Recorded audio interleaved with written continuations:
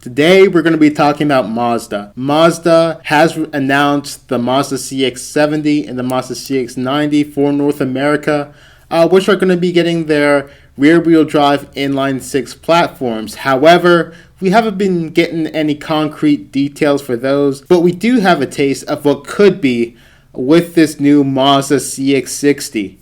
And I wanted to do everything you need to know about this vehicle and what we can actually expect for the CX-70 and later CX-90 when it rolls to shores in North America. So let's start with that exterior. The front, it basically looks like a CX-5 but with a larger grille.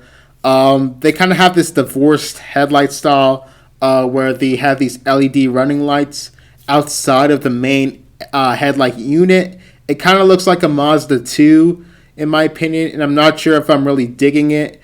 I kind of like the updated Mazda CX-5 look where everything is sort of in-housed. If you get the Hormor line, it'll be blacked out. Everything will be blacked out, and it'll just look a lot better than the Chrome models, in my opinion, which is the exclusive line, and also the Takumi, which is the top of the line trim. But that's really the front. I'm also not really digging the vents on the bottom of the grille as well. It just makes it a little more busy than it really needs to be. If you look at the 3/4 view of the front, it looks a little bit weirder. It's just sort of weird in my opinion.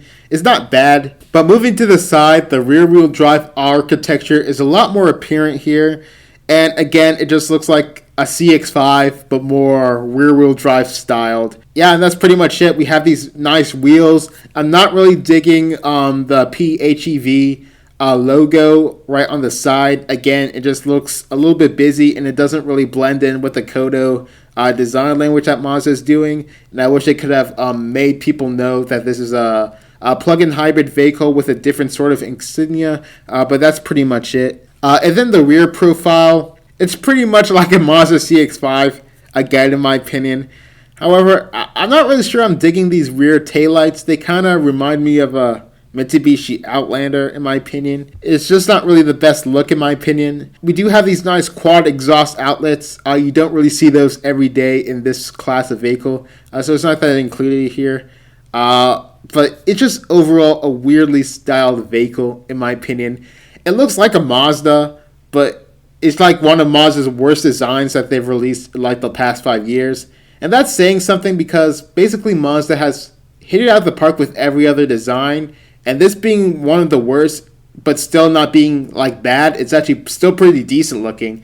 It's actually a pretty good thing. So I kind of mean that as a compliment, but yeah, this is one of the Mazda's worst designs that they put out in quite a long time. Now let's talk the interior. So the Mazda CX-5 interior is pretty much the same design elements that we can get on previous Mazdas. So you're gonna get the black trim in the exclusive line or executive line in the base model. The Hormor is gonna be the same black trim. However, the Takumi level is gonna add maple wood, Napa leather, and these unique Japanese textiles, which indicate stitching. And I personally think that it only sucks that the only available colors are black and white, and the white is only available on the highest level. I wish they had another regular color such as a gray or brown, the brown like in the CX-50, and then maybe throw in a fun color in there such as a red, and then maybe like a dark blue. I think this interior would look bomb in dark blue, but that's just my opinion. So they did not do a singular vent style running across a whole dash like they did in the CX-50. Instead, the vents are just separated by two different vents on the driver and the passenger side, the main vents there. And then you also have this nice stitching, or it would be leatherette on the black model that runs across the whole dash. And on the Takumi style, it looks really good in my opinion. It looks very nice. I like the new Japanese textile that they're using. Up above, you got the same 12.3-inch display that we saw on the Mazda CX-50. Below are some vents down there, your typical climate control buttons. And for the center position, we see a traditional gear level, none of that push button crap that they're doing in these other vehicles.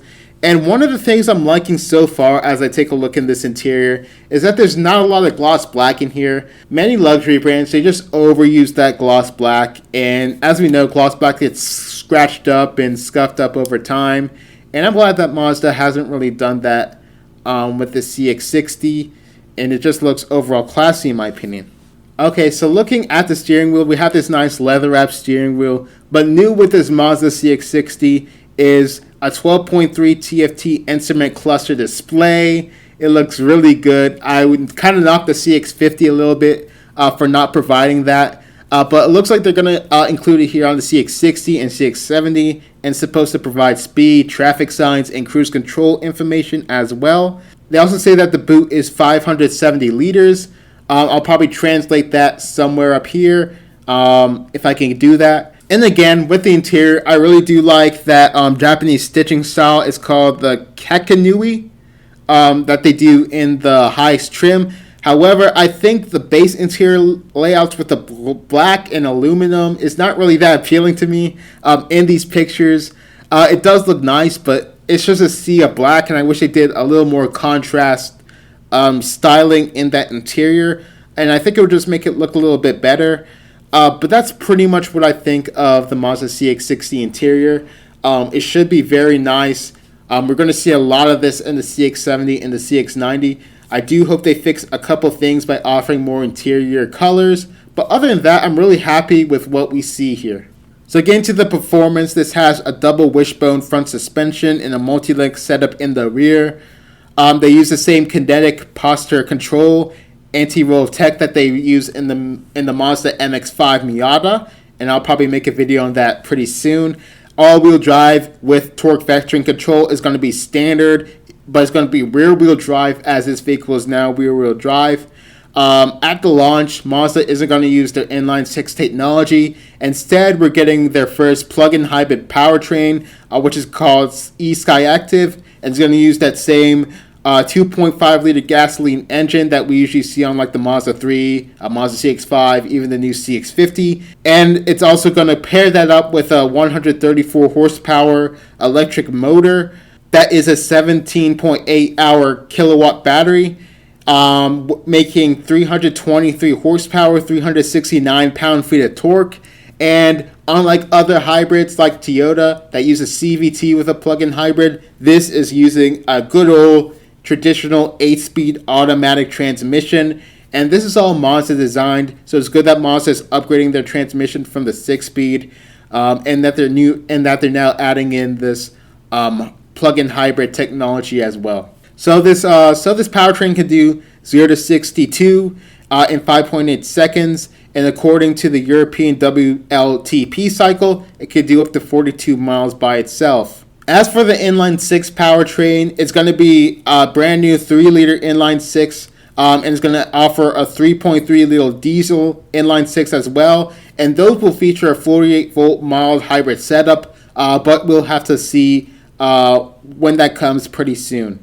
Mazda included their Mi Intelligent Drive, which offers a bunch of drive modes, normal, sport, off-road towing, and EV, making it possible to do that 42 miles of electric range alone. They did a bunch of new technologies as well, such as a 360 monitor view, hill descent control, so if you're going to do any off-roading, that will be pretty useful. Adaptive cruise control, which can now incorporate traffic sign limits as well and set the speed limit accordingly, which is pretty cool. And in terms of packages, this is going to be available in 3 trims. The first is the exclusive line, which is probably the fanciest name I have ever heard for a base model trim. Next is the Homura, which is basically a lot of sporty stuff, and it adds a lot of black accents to the vehicle. And finally, the Homura is the top of the line trim, and that's where we're going to get that nice white interior as well. So this is going to be starting at $57,000 or 43 pounds. You can't really do a direct conversion, but I'm just putting it up there for reference. So for the base exclusive line, it's going to have a hands-free power tailgate standard, 18-inch alloy wheels, LED headlights, that colored display for your speedometer, as well as the Mazda infotainment system. They also added a heated steering wheel, black leather seats, and heated front seats, heads-up display, and smart keyless entry. And I think that's really good base packaging. You get a lot for your money for the base vehicle. Again, this is the plug-in hybrid, so they're probably putting a little bit more standard here. But you do have a bunch of packages that you can do. This one is the Comfort package, which is only available on the exclusive line. It's $1,400. You get some 20-inch alloy wheels, electric driver and passenger seat, door mirrors with memory, front ventilated seats here, heated rear outer seats, driver monitoring with personal identification. So it scans your eye, I think, or something like that. It allows you to log into the vehicle. And it works for your heads-up display, your color display of all of your settings. It's pretty cool. The next is going to be the convenience package that's available on the other two trims, and that's going to be $1,000, and that's going to offer rear privacy glass, 360 view monitor, 150 watt AC socket, a 1500 watt AC socket, rear console box light, and then courtesy lights and wireless charging. The next is the driver assistant package, which includes adaptive LED lights, front cross traffic alert, rear cross traffic alert, eye adaptive cruise control, which is kind of interesting because I'm pretty sure that is also standard in other Mazda vehicles.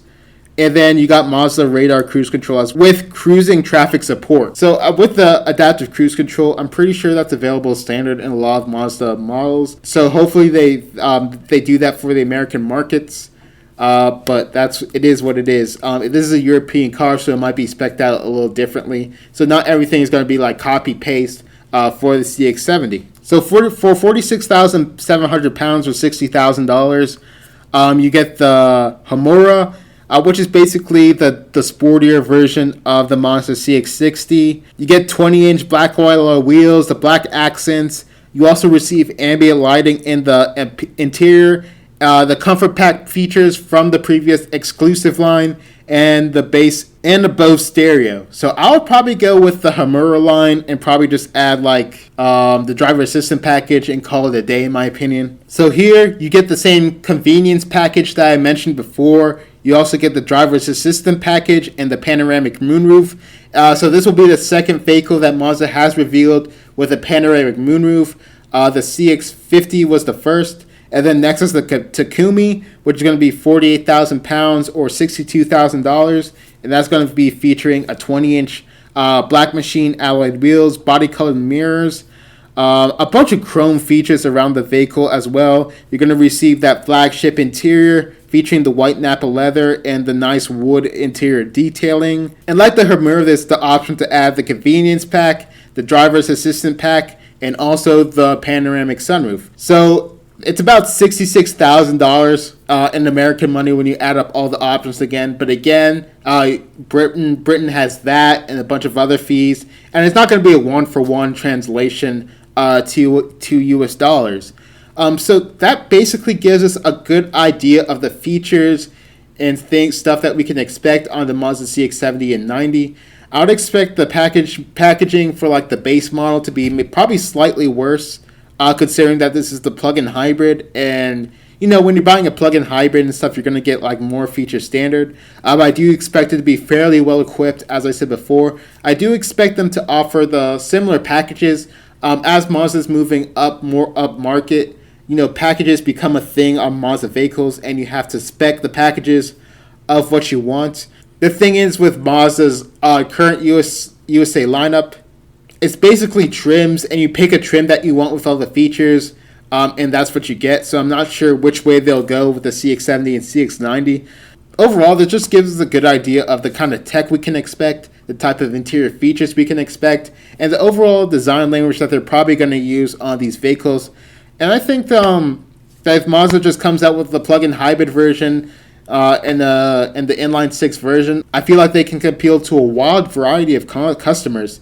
Even with this plug-in hybrid version, I'm pretty sure the new Lexus NX 450h hybrid is in this price range. And it costs just as much as this fully loaded. So this is offering a superior value, in my opinion, compared to the NX. So if they just do a similar vehicle, offer that in the United States, Mazda should be gold in my opinion, and it should be selling. So that's pretty much the video. Thank you for watching. Tell me what you think about the CX-60 and also the CX-70 and the CX-90. As usual, as more news is updated, I'll be bringing it to you like and subscribe. I'm trying to hit 200 subscribers, and I think it's like 1,000 to get monetized. So if I can get monetized pretty soon, that would be pretty cool as well. But anyway, thank you for watching. Have a good one. Peace.